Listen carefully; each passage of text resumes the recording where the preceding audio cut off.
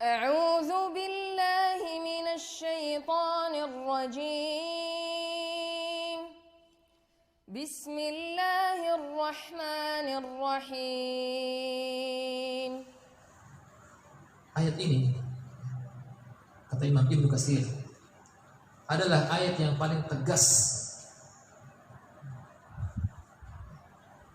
yang memberikan berita ancaman bagi siapa saja yang menyelisih manhajnya para sahabat radhiyallahu anhu. Jika kita menginginkan sebuah kebenaran, maka tolak ukurnya adalah para sahabat radhiyallahu anhum ajma'in. Karena mereka adalah orang yang membersamai Nabi ketika turunnya wahyu. Ketika Nabi memerintahkan, mereka lakukan. Ketika Nabi melarang, mereka jauhi. Saking cintanya para sahabat kepada nabinya, mereka pertaruhkan harta dan jiwanya demi untuk membela Rasulullah sallallahu alaihi wasallam. Dalam hadis mengajak kita semua agar kita menjadi orang-orang yang bersama orang yang kita cintai. Nabi bersabda, al-mar'u ma'a man ahabba. Seseorang itu bersama orang yang dicintai. Kalau kecintaan kita kepada Nabi dan Rasul, jika kecintaan kita kepada para sahabat radhiyallahu anhum, jika kecintaan kita kepada orang-orang yang soleh, insya Allah niscaya Allah akan kumpulkan kita bersama mereka. Ya Allah, kumpulkan kami dengan mereka ya Allah di surga-Mu, dengan para nabi-Mu, para rasul-Mu, para sahabat-sahabat Nabi dan orang-orang yang saleh. Innal hamdalillah nahmaduhu wa nasta'inuhu wa nastaghfiruh wa na'udzu billahi min shururi anfusina wa sayyiati a'malina. Man yahdihillahu fala mudilla lahu wa man yudlil fala hadiya lahu. Ashhadu an la ilaha illallah wahdahu la sharika lahu wa ashhadu anna Muhammadan 'abduhu wa rasuluh. يا أيها الذين آمنوا اتقوا الله حق تقاته ولا تموتن إلا وأنتم مسلمون. يا أيها الناس اتقوا ربكم الذي خلقكم من نفس واحدة وخلق منها زوجها وبث منهما رجالا كثيرا ونساء واتقوا الله الذي تساءلون به والأرحام إن الله كان عليكم رقيبا. يا أيها الذين آمنوا اتقوا الله وقولوا قولا سديدا يصلح لكم أعمالكم ويغفر لكم ذنوبكم ومن يطع الله ورسوله فقد فاز فوزا عظيما. أما بعد، فإن أصدق الحديث كتاب الله وخير الهدي هدي محمد صلى الله عليه وسلم وشر الأمور محدثاتها فإن كل محدثة بدعة وكل بدعة ضلالة وكل ضلالة في النار.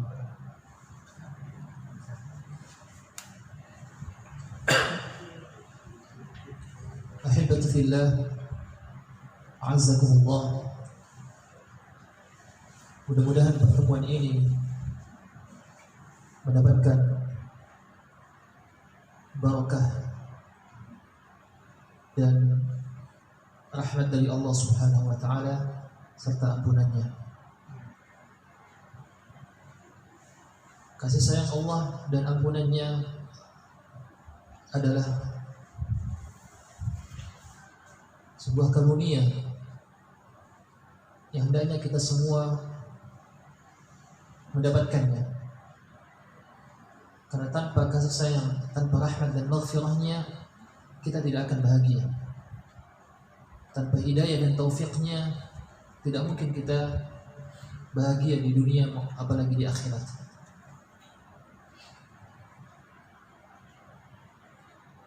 Untuk menggapai kebahagiaan ini adalah dengan ketakwaan kepada Allah Subhanahu wa ta'ala.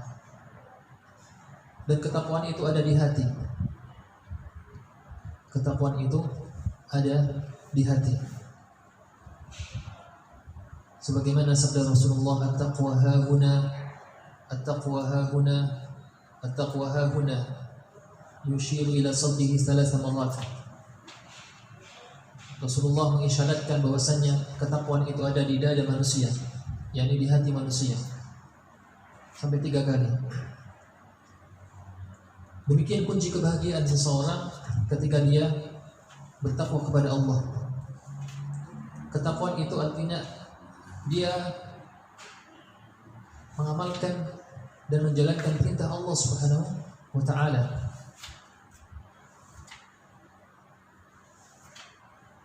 Dan juga berusaha untuk menjauhi larangan-larangannya. Itulah ketakwaan.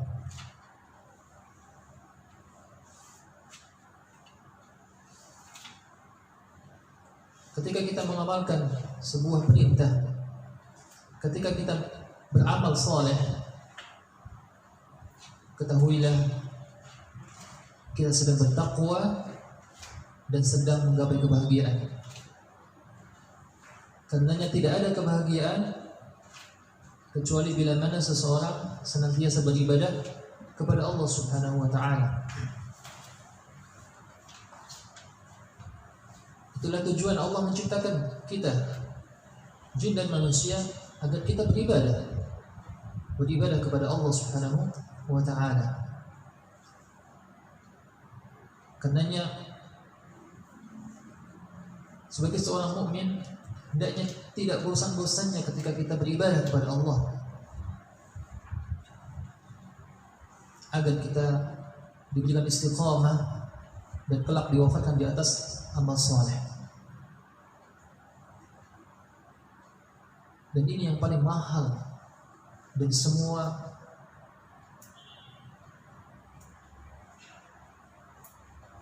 yang ada di muka bumi ini. Ketika seseorang diberikan taufik di dalam beramal saleh, inilah hakikatnya sesuatu yang termahal. Ketika seseorang diberikan taufik oleh Allah bisa beramal saleh. Sekecil apapun amal saleh yang diperbuat seorang hamba, kelak akan ia lihat hasilnya. Allah Ta'ala berfirman di dalam surah Al-Zalzalah, فَمَنْ يَعْمَلْ مِثْقَالَ ذَرَّةٍ خَيْرًا يَرَهُ وَمَنْ يَعْمَلْ مِثْقَالَ ذَرَّةٍ شَرًّا يَرَهُ. Barang siapa yang beramal meskipun seberat biji sawi. Zarrah di sini maknanya ada yang mengartikan biji sawi, biji yang paling kecil dari buah-buahan, dari sayur-sayuran. Ada juga yang memaknai debu yang terbang ketika dihempas udara di waktu pagi. Kalau antum buka jendela yang tinggal di pedalaman, misalnya jendela kayu kan ada celah-celah lubang. Nah, begitu antum buka sedikit saja, terlihat tidak debu yang berterbangan. Nah, seperti ini. Ini ada cahaya yang ke belakang, terlihat debu yang berterbangan. Itu makna dzarrah. Sekecil itu pun dia akan melihatnya. Baik itu adalah amal soleh ataupun amal yang toleh atau tidak soleh. Karenanya sungguh beruntung orang-orang yang senantiasa membekali dirinya dengan ketakwaan kepada Allah dengan memperbanyak amal soleh. Semoga Allah Subhanahu wa taala senantiasa memberikan kita bimbingan di dalam beramal soleh hingga kita diwafatkan di atas amal soleh.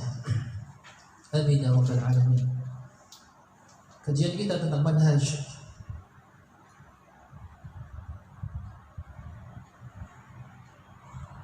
bagi pemula di pekan yang kedua ini melanjutkan tentang definisi sahabat dan penjelasannya, kemudian 4 konteks ayat yang berbicara tentang sahabat.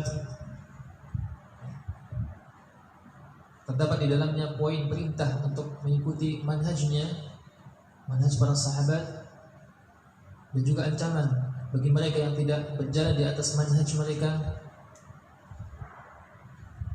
dan juga penyebutan ayat-ayat berkaitan dengan manhaj para sahabat ya, sebagai hujjah dan standarisasi kebenaran, dan juga ayat pujian bagi mereka para sahabat radhiyallahu taala anhum.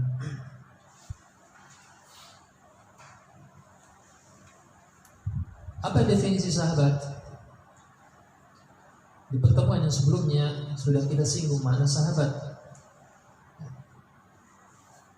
Secara bahasa adalah yang menemani, yang mendampingi, yang menyertai, atau teman karib bahasa kita. Seseorang dikatakan teman bila mana dia selalu bersanding, selalu mendampingi, dan dia peduli. Itu dinamakan teman.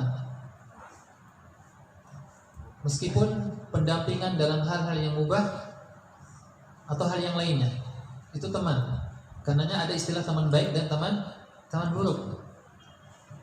Kalau pendampingan teman dalam hal yang buruk namanya teman tidak soleh. Kalau pendampingannya teman tersebut dalam hal yang soleh namanya teman soleh. Bedanya itu. Ini secara bahasa. Ada teman baik dan teman yang buruk. Teman soleh, teman yang tidak soleh, atau teman yang toleh. Ada Soleh Iskandar. Soleh artinya baik, toleh artinya tidak baik, lawannya. Ini secara bahasa. Jadi seseorang disebut teman jika dia menyertai, ya, bersanding dan peduli. Kalau ada teman berkhianat, ya bukan teman lagi, musuh namanya. Di antara ulama yang berikan definisi sahabat secara istilah adalah Imam Bukhari rahimahullah ta'ala. Dia mengatakan siapa saja dari kalangan kaum muslimin yang pernah menyertai melihat Rasulullah, maka dia terhitung sahabat Nabi. Ini secara umum.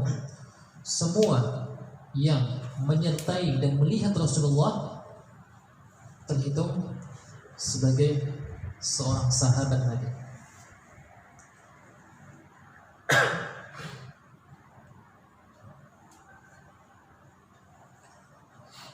Al-Imam Ibnu Taimiyah membawakan perkataan Imam Ahmad rahimahullah ta'ala tentang makna sahabat, yaitu siapa saja yang menyertai Rasulullah setahun, sebulan, sehari, bahkan sesaat, atau melihat beliau. Kalau menyertai tidak harus melihat, atau melihat beliau, maka dia termasuk sahabat Nabi. Jadi orang yang menyertai atau bersanding atau yang melihat Nabi, maka dia termasuk sahabat Nabi. Dan derajat masing-masing ditentukan menurut jangka waktunya menyertai Rasulullah Sallallahu Alaihi Wasallam.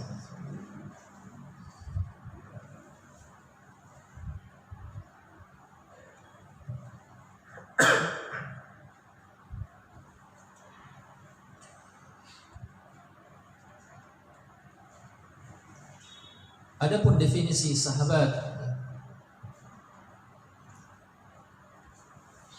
secara umum,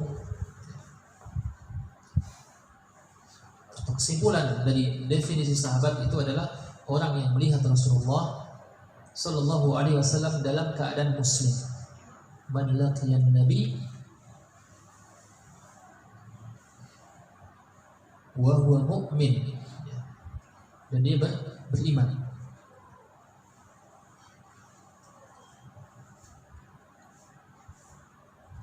Yang meriwayatkan sabda Nabi, meskipun dia bertemu Rasulullah tidak dalam tempo yang lama, atau Rasulullah belum pernah melihat dia sama sekali, maka mereka lah para sahabat Nabi yang mulia Sallallahu Alaihi Wasallam dan yang diridhai Allah Ta'ala. Disebutkan oleh Imam Ibnu Katsir dalam kitabnya Al-Ba'its Al-Hasis fi Ikhtisar Ulum Al-Hadis, dalam kitab Mustalah Hadis. Definisi sahabat kata beliau adalah orang yang melihat Rasulullah dalam keadaan muslim dan dia meriwayatkan dari Nabi. Otomatis ya, ketika dia bertemu otomatis mendengar sabda Rasulullah. Meskipun ketemunya itu gak lama, hanya sepintas atau sekilas, apalagi lama. Atau Rasulullah belum pernah melihat dia, tapi dia juga meriwayatkan hadis. Ini kata beliau Ibnu Katsir, mereka adalah para sahabat Nabi Shallallahu Alaihi Wasallam. Maka definisi dari keseluruhan itu adalah orang yang bertemu Nabi dalam keadaan muslim dan mati dalam keadaan muslim juga, walaupun pernah murtad ya, menurut pendapat yang kuat. Jadi syarat seseorang dikatakan sahabat Nabi mencakup yang pertama adalah yang bertemu Nabi. Bertemu tidak harus melihat, karena ada sahabat Nabi yang tidak bisa melihat ya. Seperti siapa? Ummi Maktum ya.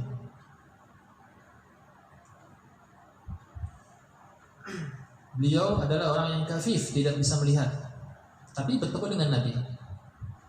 Beliau adalah seorang sahabat. Jadi orang yang bertemu Nabi SAW meskipun tidak melihat, dalam keadaan mukmin, muslim, dan meninggal dalam keadaan muslim juga. Wa mata 'ala dzalik. Man laqiya an-nabiy sallallahu alaihi wasallam wa huwa mu'minun wa mata 'ala dzalik. Dia berjumpa dengan Rasulullah, dia mukmin, beriman, sampai dia wafat dalam kondisi beriman.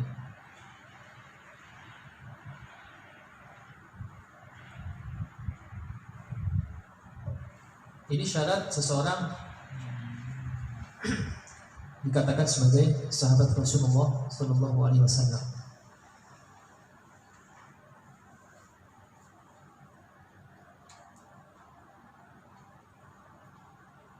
Yang termasuk dalam definisi sahabat di atas mencakup pria dan wanita. Kalau laki-laki, pria namanya sahib, ya kan? Sahib.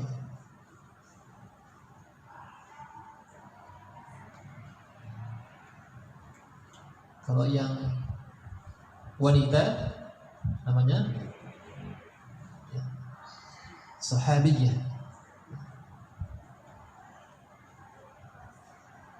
Perbedaannya di mana? Di dhamir, ya, jenis kelamin. Jadi sahabat Rasulullah itu mencakup laki-laki dan perempuan yang mereka berjumpa langsung dengan Rasulullah, kemudian mereka muslim dan beriman sampai mereka wafat dalam kondisi beriman. Yang kedua, termasuk dalam definisi sahabat di atas adalah orang yang bertemu dengan Nabi SAW baik lama atau sebentar, baik meriwayatkan hadis dari beliau atau tidak, baik dia ikut berperang bersama Rasulullah atau juga tidak berperang. Demikian juga orang yang pernah melihat beliau sekalipun tidak duduk dalam majelis beliau, atau orang yang pernah berjumpa dengan beliau walaupun tidak melihat karena buta, ya, seperti Ummi Maktum.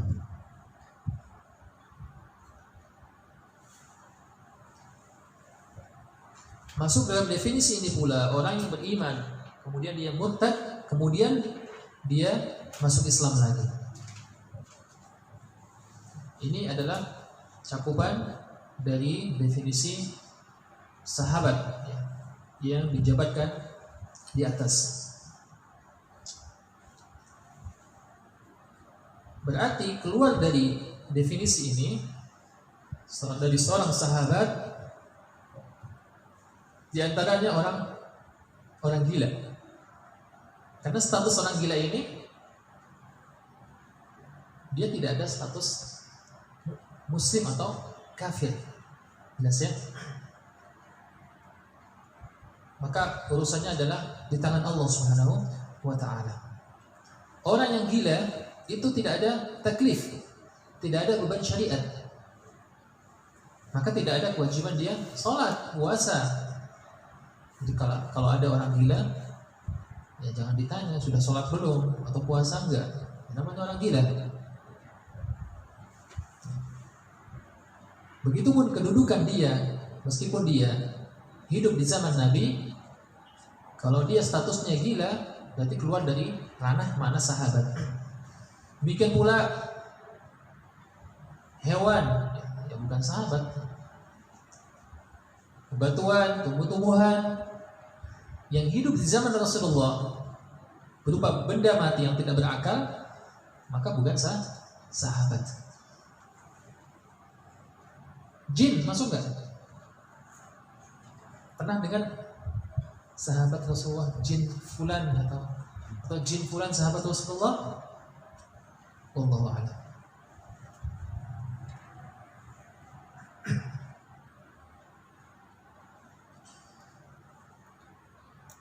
Karena biasanya dinamakan dengan sahabat jika dia tampil, ya, dia tampil.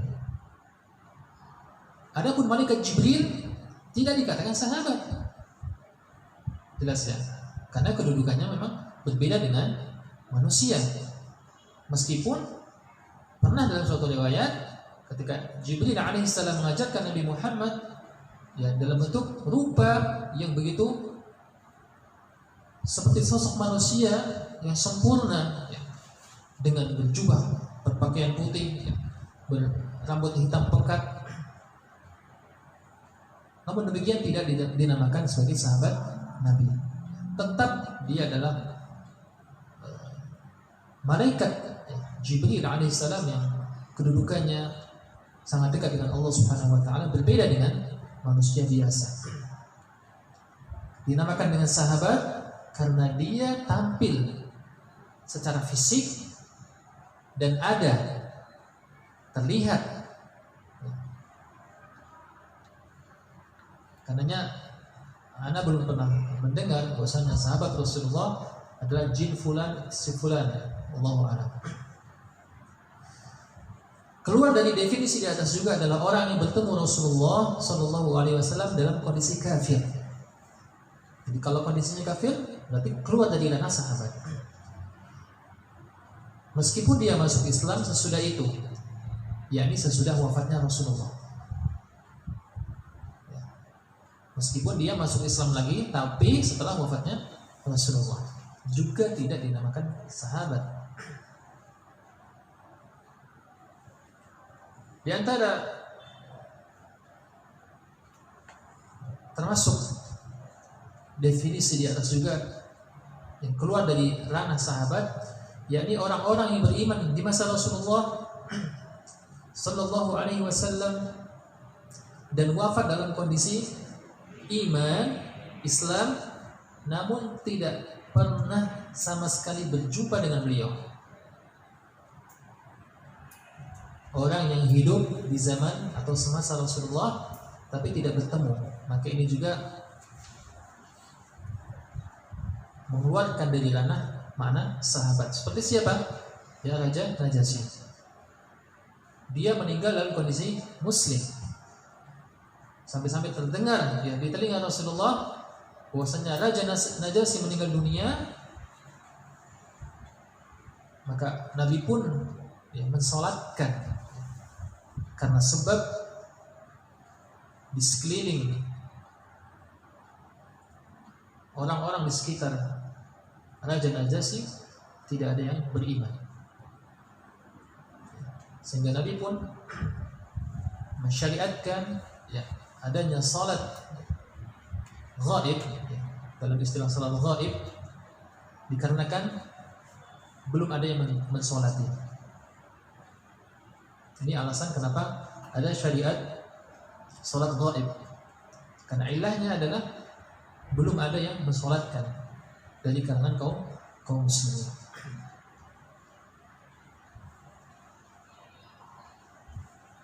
Dan juga keluar dari ranah makna sahabat, yaitu orang yang beriman kepada Rasulullah tapi dia murtad, ya sudah keluar dari ranah sahabat.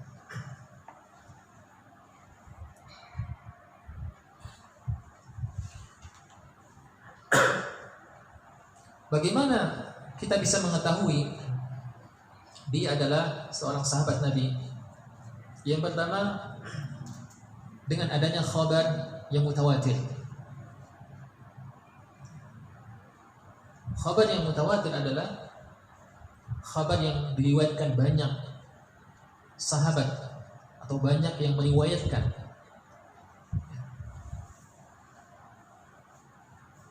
Bisa 10, 20, 30, 40 ke atas.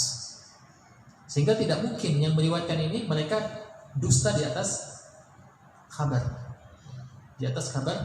tersebut. Yang kita kenal sebagai seorang sahabat yang mulia, di antaranya siapa? Ada Khulafaur Rasyidin, Abu Bakar, Umar, Utsman, Ali, ya, Talha, Zubair, ya, dan lain-lain. 10 sahabat yang dijamin masuk surga, mereka adalah orang-orang yang terdepan di kalangan para sahabat, yang diriwayatkan dari mereka banyak riwayat, ya, sehingga dikatakan sebagai khabar yang mutawatir.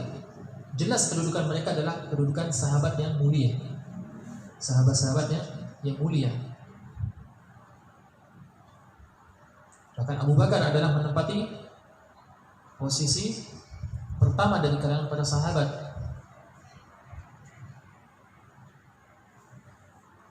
Kemudian yang kedua, kita bisa mengenal dia adalah seorang sahabat dari khabar yang masyhur, kabar yang sudah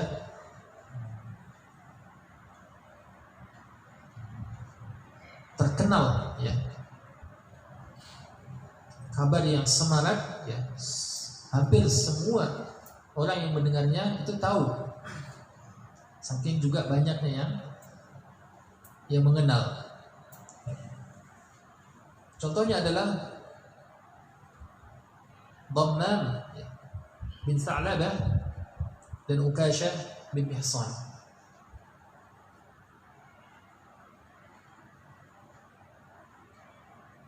Pernah dengar kisah seorang Ukashah, ya, sahabat yang mulia.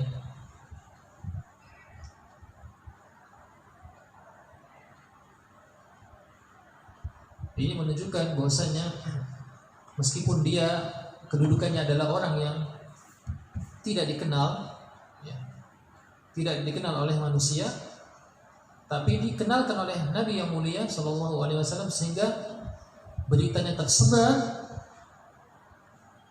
maka diketahui dia adalah seorang sahabat radhiyallahu anhu. Kemudian juga kita bisa mengenal sahabat karena adanya kesaksian sahabat yang lain atau tabi'in yang thiqah, yang terpercaya, bahwa si fulan adalah sahabat. Contohnya siapa? Ya. Hammam bin Abi Hamamah Ad-Dawsi yang wafat di Asfahan. Juga Abu Musa al-Asy'ari menyaksikan bahwa dia, Hamamah, mendengar hadis dari Nabi Shallallahu Alaihi Wasallam. Ini saksi adanya generasi yang datang setelah mereka menyaksikan bahwasanya si fulan adalah sahabat. Kalau di bawah sahabat adalah tabi'in, maka seorang tabi'in ini menyaksikan si fulan adalah sahabat.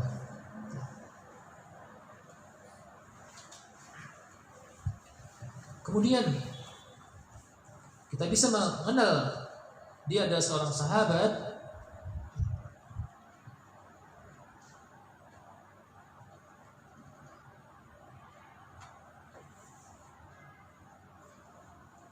yang pertama, orang tersebut merupakan seseorang yang terpercaya. Ini syarat, ya. syarat orang yang memberitakan sebuah berita yang benar. Thiqah, dia harus thiqah, terpercaya.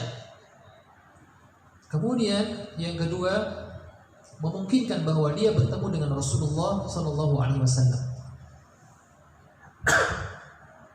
Dan ulama mensyaratkan wafatnya tidak melebihi tahun 110 Hijriah. Yang mereka hidup setelah sahabat, satu generasi lebih, bisa dikatakan 1,5 generasi. Karena di antara manusia ada yang umurnya panjang, ya kan? Bahkan lebih dari 100. Dan di sini para ulama mensyaratkan wafatnya tidak melebihi dari 110 dari hijrahnya Nabi Sallallahu Alaihi Wasallam. Ini syaratnya.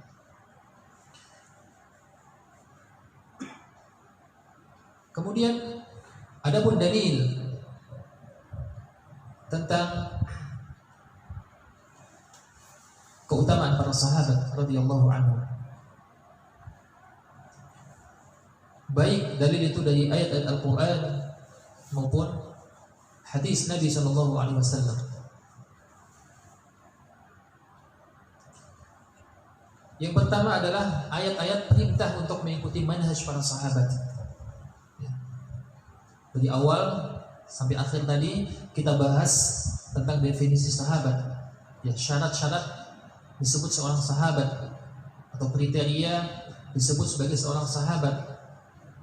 Begitu detailnya, begitu ketatnya, ya, mendefinisikan seorang sahabat Nabi Shallallahu Alaihi Wasallam, karena banyak sekali kemuliaan mereka, ya, banyak sekali keutamaan mereka,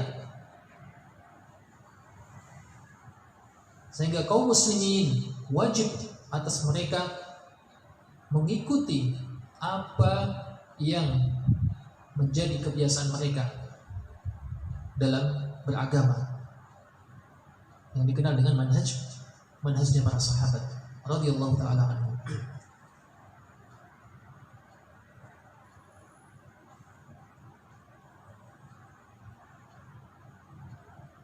Kemudian yang kedua juga ayat-ayat ancaman terhadap orang yang menyelisih manhajnya para sahabat. Jadi ada ayat-ayat yang menunjukkan perintah untuk berpegang teguh dengan manhajnya para sahabat. Kemudian dalil berikutnya adalah tentang ancaman ayat-ayat berkaitan dengan orang-orang yang menyelisih manhajnya para sahabat. Ini pelajaran buat kita semua. Perintah harus dilaksanakan. Begitupun sebuah larangan atau adanya ancaman, sehingga kita harus berlepas diri dari ancaman tersebut. Dan yang ketiga tentang ayat-ayat pengesahan manhajnya para sahabat sebagai hujjah dan standarisasi kebenaran. Jika kita ingin agama kita dinilai berada di atas kebenaran, maka ukurlah dengan apa yang ada dalam diri para sahabat radhiyallahu taala anhum ajma'in. Lihat manhaj mereka, berada di posisi yang mana kita ini, atau jangan-jangan jauh dari manhaj mereka. Ini dalam beragama.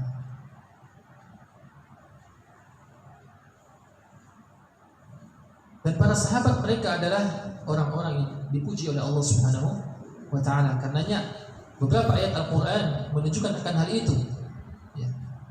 Sampai-sampai Allah ridha kepada mereka dan mereka juga ridha kepada Allah Subhanahu wa taala.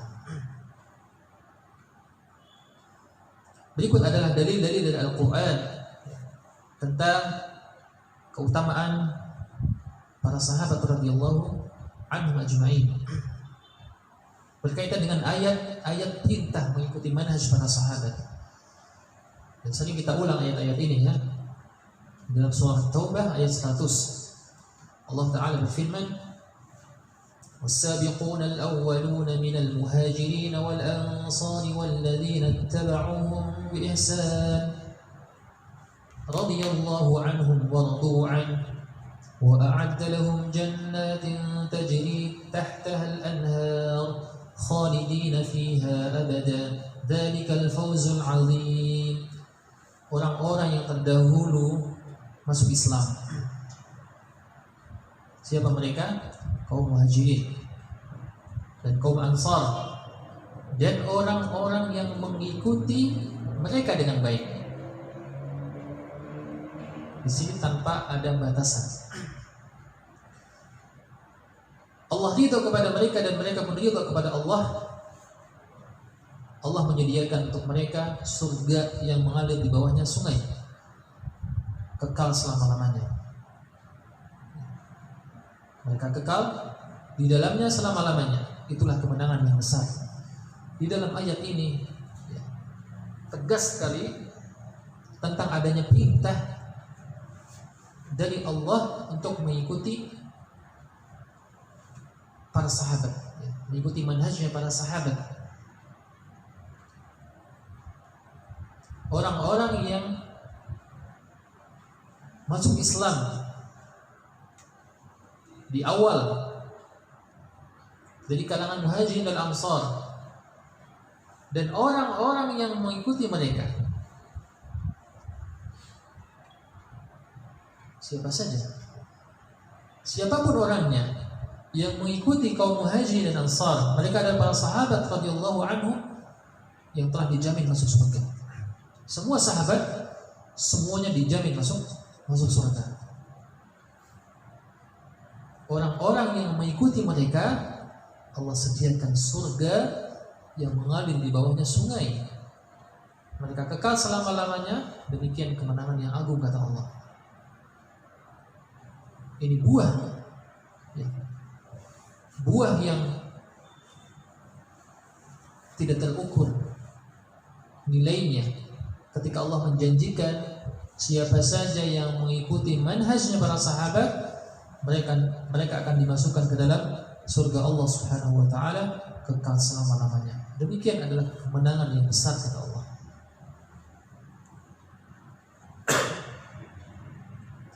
Kalimat Muhajirin dan Ansar jelas tertuju pada para sahabat. Sedangkan penekanannya adalah pada kalimat walladzina tabauhum biihsan. Ayat ini menunjukkan kewajiban mengikuti mereka dengan baik. Mereka akan mendapatkan pahala berupa surga. Dan sebaliknya bagi mereka yang menyelisihi, maka akan mendapatkan ancaman. Kalau tidak masuk surga berarti tempatnya di neraka, na'udzubillah.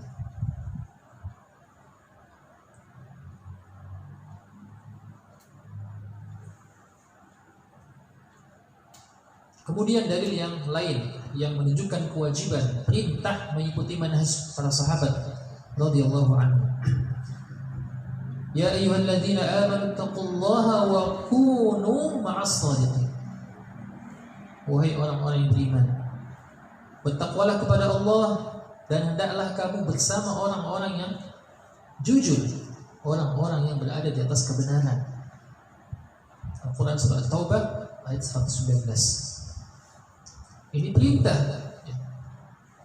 dari Allah agar kita bersama orang-orang yang benar dari kalangan para sahabat.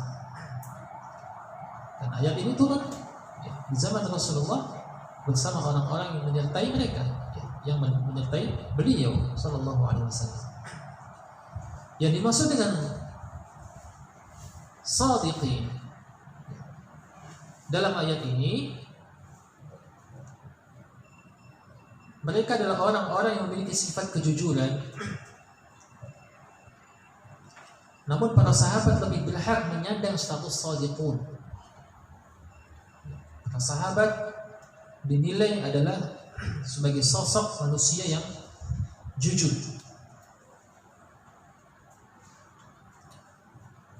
Kenapa demikian? Dari mana kita tahu kalau mereka adalah orang yang benar dan jujur?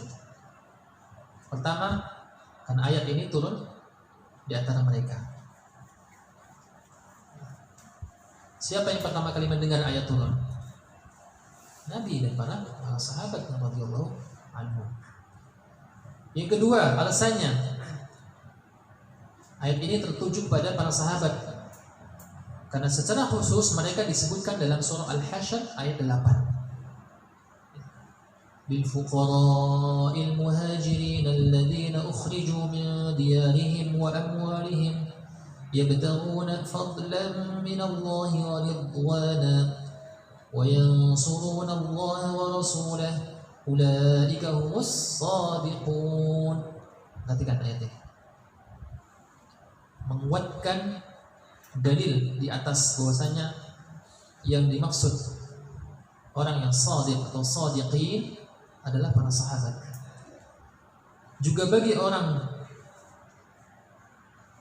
fakir yang berhijrah, yang diusir dari kampung halaman dan dari harta benda mereka karena mencari karunia dari Allah dan keridhaannya, dan mereka menolong Allah dan Rasulnya, mereka adalah orang-orang yang benar.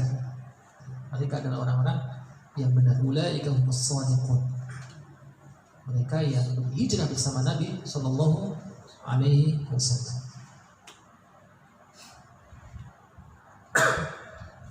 Adapun ayat-ayat yang menunjukkan tentang ancaman bagi mereka yang menyelisih manhaj para sahabat, perhatikan ayat ini.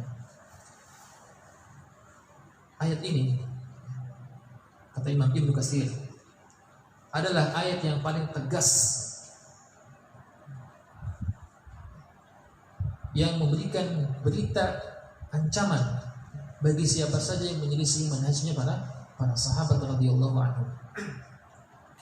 Allah Ta'ala berfirman, وَمَنْ يُشَاقِقِ الرَّسُولَ مِنْ بَعْدِ مَا تَبَيَّنَ لَهُ الْهُدَى وَيَتَّبِعْ غَيْرَ سَبِيلِ الْمُؤْمِنِينَ نُوَلِّهِ مَا تَوَلَّى وَنُصْلِهِ جَهَنَّمَ وَسَاءَتْ مَصِيرًا. Dan barang siapa yang menentang Rasul sesudah jelas kebenaran baginya dan mengikuti jalan yang bukan jalannya kaum mukminin, apa ancamannya?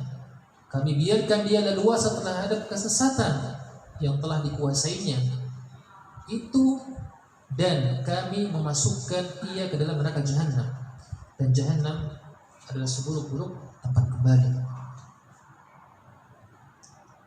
Allahumma inna na'udzubika min dari jahannam.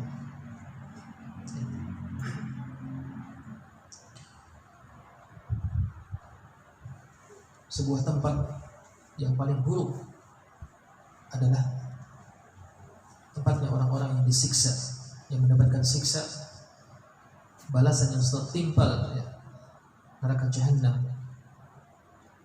Kita semua berlindung, ya, darinya paling tidak 3 kali. Mintalah kepada Allah. Dalam sebuah hadis disebutkan kita diperintahkan untuk meminta surga 3 kali dan meminta perlindungan dari siksa neraka juga 3 kali. Ketika kita meminta surga 3 kali, maka surga akan berkata, Ya Rabb, masukkan dia ke dalamku, ke dalam surga. Ketika seseorang meminta perlindungan dari neraka, maka neraka berkata, Ya Rabb, jauhkan dia dariku, dari neraka. Allahumma inna nas'aluka al-jannah. Allahumma inna nas'aluka al-jannah. Allahumma inna nas'aluka al-jannah wa na'udzubika minan nar. Wa na'udzubika minan nar wa na'udzubika minan nar. Ya Allah, aku mohon kepada Engkau surga. Ya Allah, aku mohon kepada Engkau surga. Ya Allah, aku mohon kepada Engkau surga, dan aku berlindung kepada Engkau dari siksa neraka. Dan aku berlindung dari Engkau kepada Engkau dari siksa neraka. Dan aku berlindung kepada Engkau dari siksa neraka. Perbanyak doa ini. Karena hakikat kebahagiaan ada di mana? Di surga. Dan hakikat keburukan ada di mana? Di neraka. Makanya orang yang paling cerdas, kata Rasulullah, adalah orang yang mempersiapkan dirinya setelah kematian dengan berbekal. Orang yang memperbanyak mengingat kematian dan mempersiapkan diri setelah kematian, itu adalah orang yang cerdas. Seorang mukmin yang paling utama, yang paling baik akhlaknya. seorang mukmin yang paling utama, yang paling baik akhlaknya. Seorang mukmin yang cerdas, yang dia selalu mengingat kematian dan dia mempersiapkan kehidupan setelah kematian.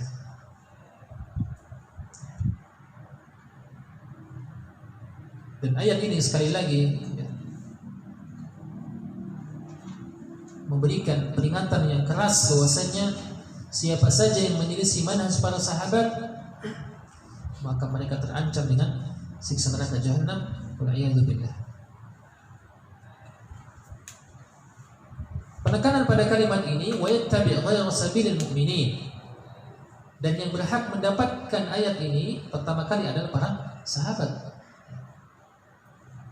Ayat ini menegaskan ancaman bagi yang menyelisih Rasul dan jalan-jalan kaum mukminin, yaitu masuk ke dalam neraka. Nauzubillah.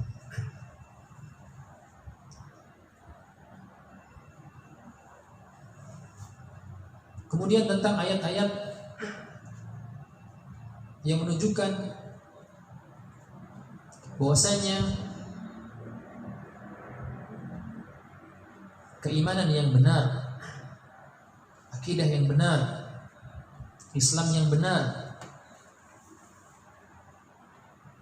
yang telah disebutkan oleh Allah di dalam Al-Quran tentang manhajnya para sahabat sebagai tolak ukur kebenaran. Allah Ta'ala berfirman, irja'al ladhina kafaru fi qulubihimul hamiyyata hamiyyatal jahiliyyah fa'anzalallahu sakinatahu ala rasulihi wa ala al-mu'minin wa alzamahum kalimatat taqwa wa kanu ahaqqa biha wa ahlaha wa kana Allahu bikulli syai'in alima. Surah Al-Fatah ayat 26. Ketika orang-orang kafir menanamkan dalam hati mereka sifat kesombongan, yakni kesombongan jahiliyah, lalu Allah menurunkan ketenangan pada Rasulnya dan kepada orang-orang mukmin, dan Allah mewajibkan mereka kalimat taqwa, dan adalah mereka berhak dengan kalimat taqwa itu patut memilikinya, dan adalah Allah Maha mengetahui segala sesuatu. Asyahid min hadhil ayah, penekanan kalimat pada ayat ini adalah wa 'alal mu'minina wa alzamahum kalimat at-taqwa wa kanu ahaqqa biha wa ahliha, yaitu orang-orang mukmin yang paling berhak mendapatkan predikat ahli takwa. Siapa mereka? Para sahabat radhiyallahu anhum. Yakni para sahabat, karena mereka adalah pertama kali yang mendapatkan ayat ini, dan Allah sendiri yang memberikannya kepada mereka secara langsung, dan mereka lebih memahaminya. Orang yang paling memahami ayat Al-Quran turun adalah yang diturunkan kepadanya Al-Quran dan orang-orang yang menyertainya. Mereka adalah para sahabat radhiyallahu anhum ajma'in. Kemudian dalil yang kedua yang menunjukkan kewajiban kita mengikuti manhaj mereka dari sisi kebenaran. Allah Ta'ala berfirman di dalam surah Al-Baqarah ayat 137, فَإِنْ آمَنُوا بِمِثْلِ مَا آمَنْتُمْ بِهِ فَقَدِ اهْتَدَوْا وَإِنْ تَوَلَّوْا فَإِنَّمَا هُمْ فِي شِقَاقٍ فَسَيَكْفِيكَهُمُ اللَّهُ وَهُوَ السَّمِيعُ الْعَلِيمُ. Maka jika mereka beriman kepada apa yang kalian telah beriman kepadanya, sungguh mereka telah mendapatkan petunjuk. Dan jika mereka berpaling, sesungguhnya mereka berada dalam permusuhan dengan kamu. Maka Allah akan memelihara kamu dan mereka, dan Dialah yang Maha mendengar lagi Maha mengetahui. Perhatikan kata yang di blok tebal. Ini adalah saksi dari ayat ini. Bimithli ma amantum bih. Jika kalian beriman dengan imannya kalian. Ayat ini membantah kaum Yahudi dan Nasrani di ayat yang ke-135 dengan menjadikan keimanan kaum mukminin dan lebih khususnya keimanan para sahabat sebagai standar kebenaran, yaitu mendapatkan petunjuk Allah Subhanahu wa taala.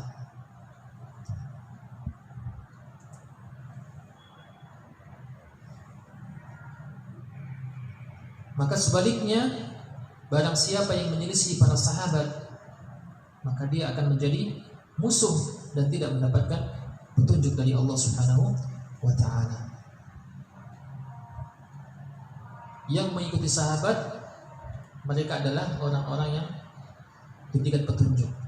Yang tidak mengikuti sahabat, berarti mereka yang tidak diberikan petunjuk.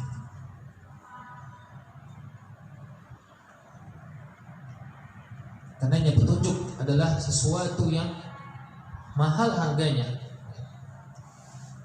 Kita sering berdoa meminta petunjuk kepada Allah. Kenapa? Karena hati manusia ini cepat sekali berubah. Sesungguhnya hati-hati manusia berada dalam jari jemari Allah. Kapan saja Allah balikkan, maka seketika akan terbalik. Bisa jadi dia beriman di sore hari, di pagi hari dia sudah kufur. Atau di pagi hari dia kufur, kafir, di sore hari dia beriman kepada Allah. Demikian keadaan hati-hati manusia. Maka siapa saja yang diberikan petunjuk dan dia meminta petunjuk kepada Allah, maka sesungguhnya dia telah mendapatkan karunia yang besar dari Allah Subhanahu wa taala. Karena Allah hanya memberikan petunjuk kepada siapa saja yang dikehendaki, dan Allah tidak memberikan petunjuk kepada siapa saja yang tidak dikehendaki oleh Allah. Oleh karena itu, ketika kita memohon doa meminta petunjuk, maka hadirkan hati ini bahwasanya kita sedang berada di atas kesesatan, sehingga kita butuh dengan petunjuk. Ihdinas siratal mustaqim. Ya Allah, tunjukkan kepada kami jalan yang lurus. Ihdinas siratal mustaqim. Siratal ladzina an'amta 'alaihim ghairil maghdubi 'alaihim waladdallin. Yaitu jalan orang-orang yang Kau berikan nikmat kepada mereka, bukan jalan orang-orang yang Kau murkai dan sesat. Siapa mereka orang yang diberikan nikmat? Ulaika alladzina an'ama Allahu 'alaihim minan nabiyyin was-siddiqin wasyuhada'i was-shalihin wa hasuna ulaika rafiqa. Ayat ini, ayat terakhir dari surah Al-Fatihah, ditafsirkan dalam surah An-Nisa bahwasanya orang-orang yang diberikan nikmat atas mereka, nikmat hidayah, mereka adalah dari kalangan siapa? Para nabi, para siddiqin, para sahabat tadi, sholihin, dan orang-orang yang soleh. Mereka adalah sebaik-baik sahabat, sebaik-baik teman. Jika kita menginginkan hidayah, berarti kita menginginkan sebuah nikmat yang kita semua berharap kenikmatan tersebut, yaitu berada di atas jalan yang hak, berada di jalan yang lurus yang ditempuh dari kalangan para anbiya, rasul, para sahabat, dan orang-orang yang saleh. Ya Allah, kumpulkan kami dengan mereka ya Allah di surga-Mu, dengan para nabi-Mu, para rasul-Mu, para sahabat-sahabat Nabi, dan orang-orang yang saleh. Karena dalam hadis mengajak kita semua agar kita menjadi orang-orang yang bersama orang yang kita cintai. Nabi bersabda, "Al-mar'u ma'a man ahabba." Seseorang itu bersama orang yang dicintai. Kalau kecintaan kita kepada Nabi dan Rasul, jika kecintaan kita kepada para sahabat radhiyallahu anhum, jika kecintaan kita kepada orang-orang yang soleh, insya Allah, niscaya Allah akan kumpulkan kita bersama mereka. Namun ketika hati ini condong kepada jauh mencintai mereka, Dikatakan ini adalah petunjuk Nabi, dia mengatakan ini bukan petunjuk Nabi. Dikatakan ini adalah sunnah Nabi, ini bukan sunnah Nabi.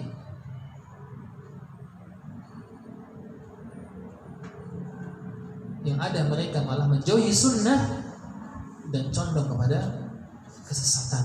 Hatinya condong kepada perkara syubhat, perkara yang menyelisih sunnah Nabi SAW. Maka bagaimana mungkin dia akan dikukuhkan bersama orang yang mereka dambakan, sementara mereka jauh dari tuntunan, jauh dari teladan mereka. Maka tanamkan sedini mungkin dalam diri kita semua ketika kita mencintai Allah dan Rasul-Nya, ketika kita mencintai para sahabat radhiyallahu anhu, ketika kita mencintai orang-orang soleh, maka kita harus bisa dan punya prinsip yang besar dalam agama ini untuk senantiasa meneladani mereka dalam kehidupan, khususnya dalam beragama.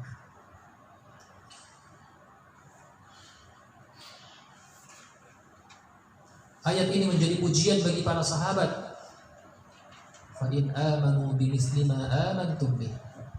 Ayat ini menjadi pujian bagi para sahabat karena keimanan mereka dan para pengikut mereka, serta kewajiban bagi kita untuk berargumentasi mengenai kebenaran agama dan menggunakan manhaj sahabat sebagai standar kebenaran. Perhatikan poin ini. Jika kita menginginkan sebuah kebenaran, maka tolak ukurnya adalah para sahabat radhiyallahu anhum ajma'in. Karena mereka adalah orang yang membersamai Nabi ketika turunnya wahyu. Ketika Nabi memerintahkan, mereka lakukan. Ketika Nabi melarang, mereka jauhi. Saking cintanya para sahabat kepada Nabi-Nya, mereka pertaruhkan harta dan jiwanya demi untuk membela Rasulullah SAW. Nah, kita sudahlah jauh dari generasi para sahabat. Untuk mengikuti sunnah saja begitu berat sekali.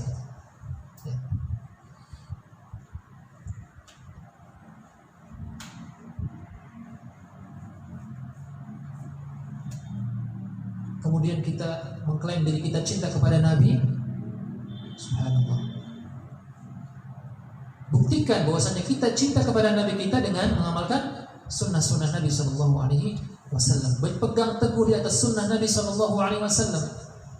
Di zaman yang penuh dengan fitnah ini, bagaimana Rasulullah menggambarkan saking kondisinya gentingnya orang yang berpegang teguh di atas sunnahku di akhir zaman, kal qabid 'ala al-jamri, sebagaimana seseorang menggenggam bara api. Bagaimana kondisinya? Hampir sedikit sekali orang yang mampu, tapi harus dia pegang untuk memadamkan. Kalau nggak dipegang, dia akan membara terus. Demikian kondisi orang yang berada di atas sunnah Nabi. Dia akan memperoleh kecaman demi kecaman, akan memperoleh olokan demi olokan, akan memperoleh cacian demi cacian. Ini sunnatullah. Ini sunnatullah. Orang yang berpegang teguh di atas sunnahku kal qabid 'ala al-jamr, sebagaimana dia menggenggam bara api. Berat. Tidak semua orang mampu bisa bersabar di atas sunnah. Ayat ini juga menjadi ancaman dan celaan bagi yang menyelisih manhaj para sahabat, yaitu tidak mendapatkan petunjuk Allah dan menjadi musuh para sahabat radhiyallahu anhum ajma'in. Adapun dalil-dalil yang menyatakan pujian terhadap mereka,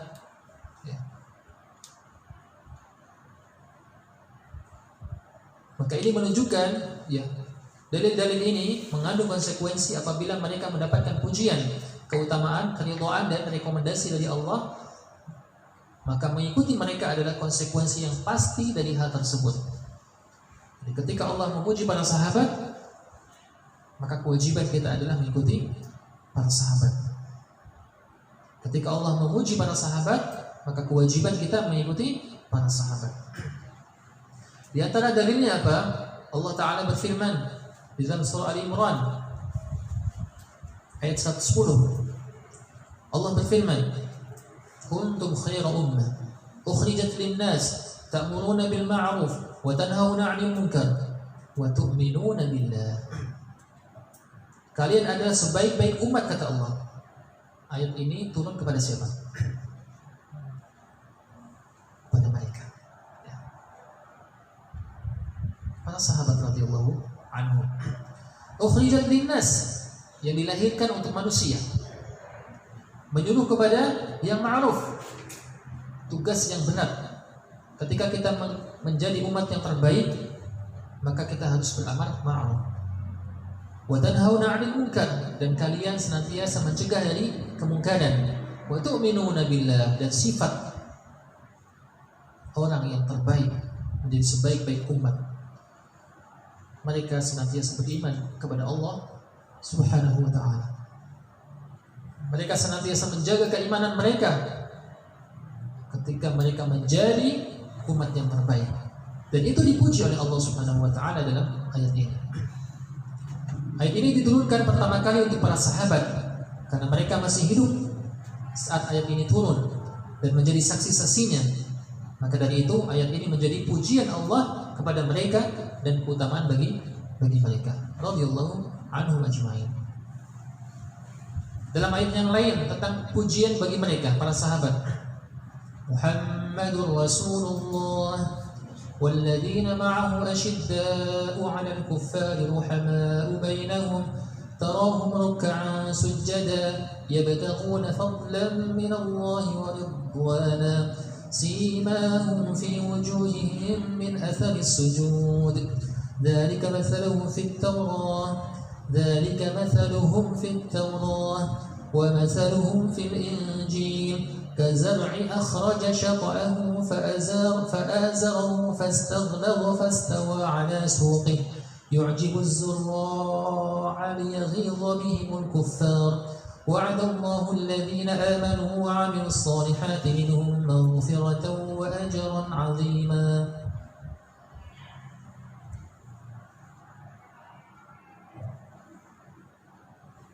Muhammad adalah utusan Allah, dan orang-orang yang bersama dengan dia, siapa mereka? Para sahabat. Keras terhadap orang-orang kafir, ini sifatnya. Orang yang berada di atas yang hak senantiasa benci terhadap kekufuran, keras terhadap kebatilan.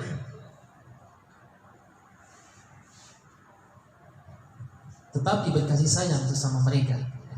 Ini akhlak kaum mukminin, senantiasa lemah lembut, berkasih sayang. Dan di antara tanda kasih sayangnya adalah ketika dia memerintahkan kebaikan dan melarang sebuah kemungkaran. Ini tanda kasih sayang sesama kaum mukminin.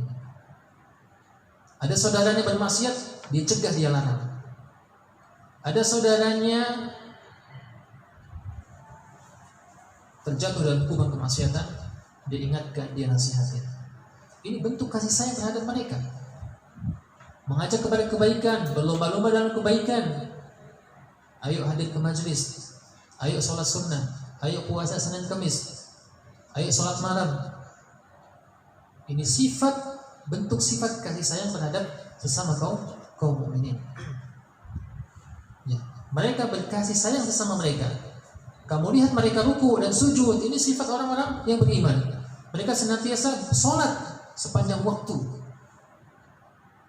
Mereka istiqomah di atas sholatnya, mereka bersabar di atas sholatnya, mereka khusyuk di atas sholatnya, dan mereka menikmati sholat mereka dalam rangka mencari karunia Allah dan keridhaannya. Tanda-tanda mereka tampak pada muka mereka dan muka sujud. Secara fisik terlihat mana yang rajin sholat. Kalau orang yang rajin mandi, kelihatan nggak? Sama orang yang nggak kelihatan, sama orang yang jarang mandi, kelihatan ya? Kelihatan.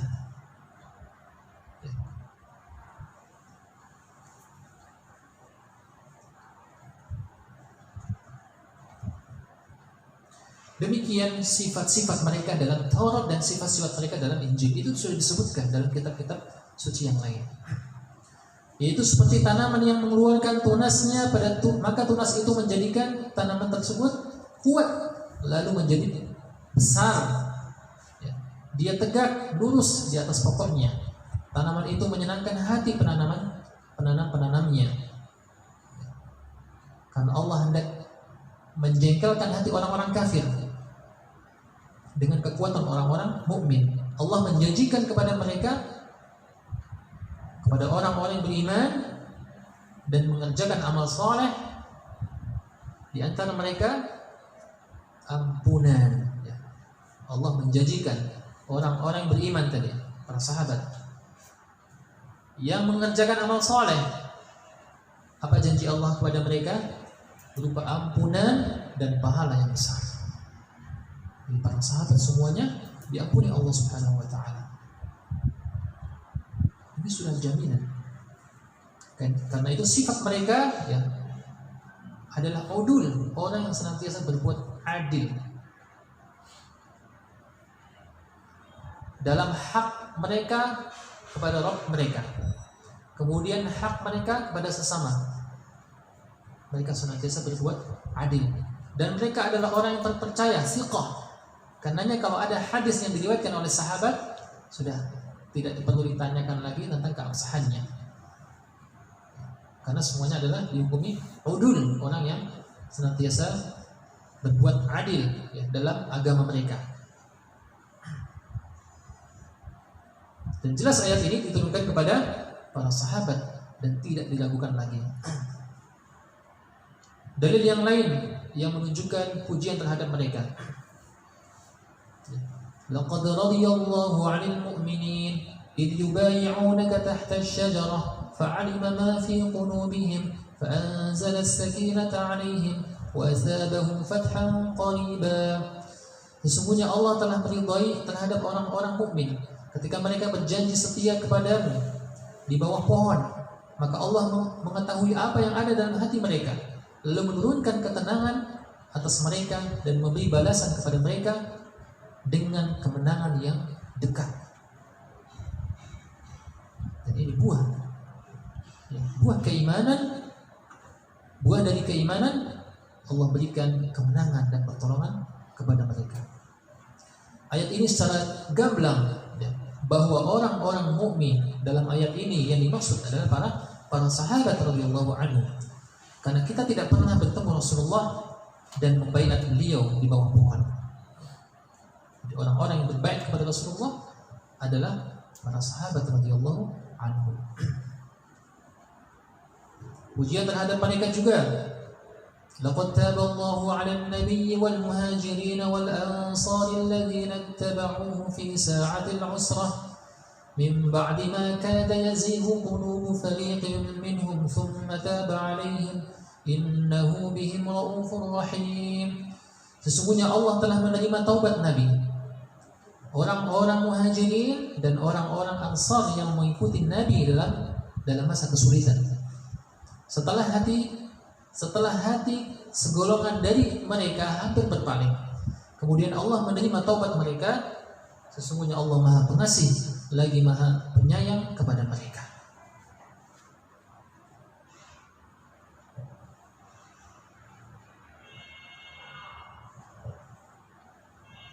Ayat ini secara jelas juga bahwa orang-orang mukmin yang dimaksud adalah para sahabat radhiyallahu anhu.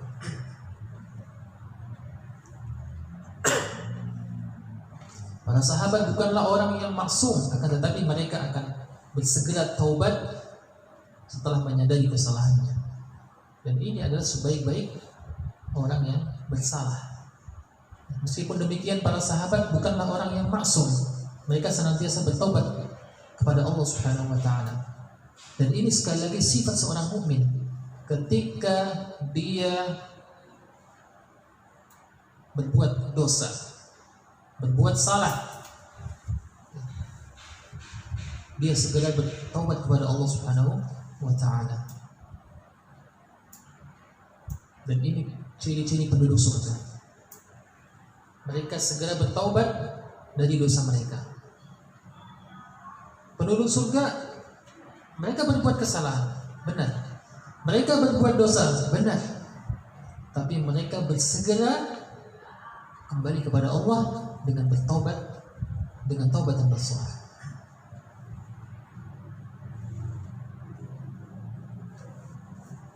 Dalam ayat ini Allah menyandingkan taubat sahabat dengan taubat Rasul, yang notabene Rasulullah adalah maksum, terjaga dari dosa. Dan ini menjadi keutamaan mereka, yaitu keridhaan Allah terhadap mereka dalam bentuk bahwa Allah menerima taubat mereka. Bahkan Allah melarang dengki, mencela, mengejek-ngejek para sahabat, sebagaimana firman Allah Ta'ala, "Walladzina ja'u min ba'dihim يقولون ربنا اغفر لنا ولإخواننا الذين سبقونا بالإيمان ولا تجعل في قلوبنا غلا للذين آمنوا ربنا إنك رؤوف رحيم." Dan orang-orang yang datang sesudah mereka, kaum Muhajirin dan Ansar, mereka berdoa, "Ya Rabb kami, berilah ampunan kepada kami dan saudara-saudara kami yang telah beriman lebih dahulu dari kami." Siapa mereka? Para sahabat. Dan janganlah engkau membiarkan kedengkian dalam hati kami terhadap orang-orang yang beriman. Ya Rabb kami, sesungguhnya engkau maha penyayang lagi maha penyayang. Innaka ra'ufur rahim.